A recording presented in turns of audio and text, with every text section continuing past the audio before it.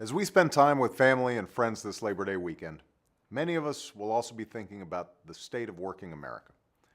Yesterday, we received a report showing that job losses have slowed dramatically compared to just a few months ago.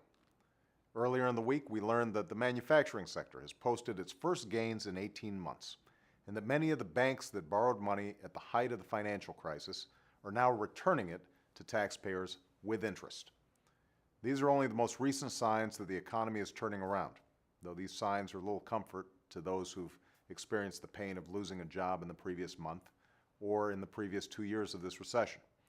That's why it's so important that we remain focused on speeding our economic recovery. Throughout America today, tens of thousands of recovery projects are underway, repairing our nation's roads, bridges, ports, and waterways, renovating schools, and developing renewable energy. We're putting Americans back to work, doing the work America needs done, and mostly in private sector jobs. But even as we take aggressive steps to put people back to work, it's also important that we keep faith with men and women looking back on a lifetime of labor. Hardworking Americans who deserve to know that their efforts have resulted in a secure future, including a secure retirement. For this recession has not only led to the loss of jobs, but also the loss of savings. The drop in home values, for example, has also meant a drop in the value of the single largest investment most families have. And the decline in the financial markets has led to a decline in the value of 401ks and other sources of savings and retirement security. As a result, over the past 2 years, the American people have lost about $2 trillion in retirement savings. This carries a painful toll. I've heard from so many who have had to put off retirement or come out of retirement to make ends meet. I've heard from seniors who worked hard their whole lives but now, in their golden years, are unsure of where to turn to pay the bills, afford the prescriptions, or keep the home in which they raised a family. And having too little in savings not only leaves people financially ill-prepared for retirement, but also for whatever challenges life brings. It places in jeopardy so many dreams, from owning a home to attending college. The fact is, even before this recession hit, the savings rate was essentially zero, while borrowing had risen and credit card debt had increased. Many were simply struggling to stay afloat as incomes were stagnant or falling and jobs were scarce. That's important to remember. But there were also those who spent beyond their means. And more broadly, tens of millions of families have been, for a variety of reasons, unable to put away enough money for a secure retirement. Half of America's workforce doesn't have access to a retirement plan at work, and fewer than 10% of those without workplace retirement plans have one of their own. We cannot continue on this course, and we certainly can't go back to an economy based on inflated profits and maxed out credit cards, the cycles of speculative boom and painful busts, a system that put the interests of the short term ahead of the needs of long term.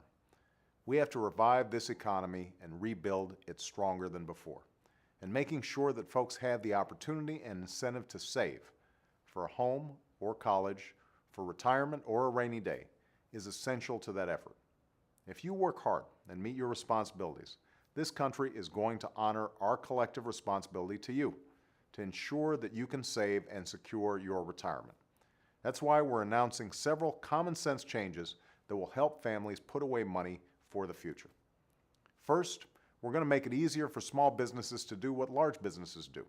Allow workers to automatically enroll in a 401k or an individual retirement account. We know that automatic enrollment has made a big difference in participation rates by making it simpler for workers to save, and that's why we're going to expand it to more people. Second, we'll make it easier for people to save their federal tax refunds, which 100 million families receive.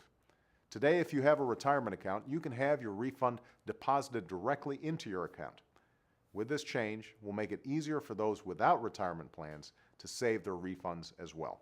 You'll be able to check a box on your tax return to receive your refund as a savings bond.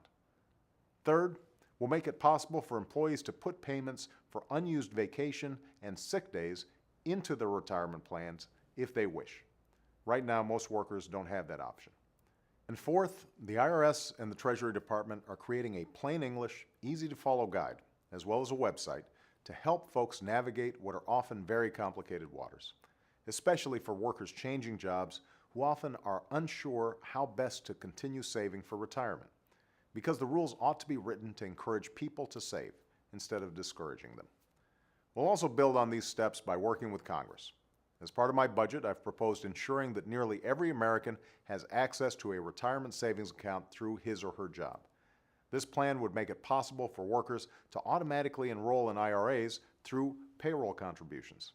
And the budget simplifies and expands a tax credit for millions of families, matching half of a family's savings up to $1,000 per year and depositing the tax credit directly into a retirement account.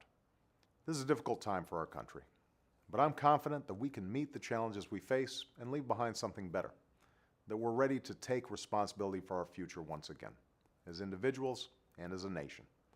I hope that all of you have the chance to enjoy this Labor Day weekend with family and friends. But my larger hope and expectation is that next Labor Day, the economic storms we're weathering now will have given way to brighter and more prosperous times. Thank you.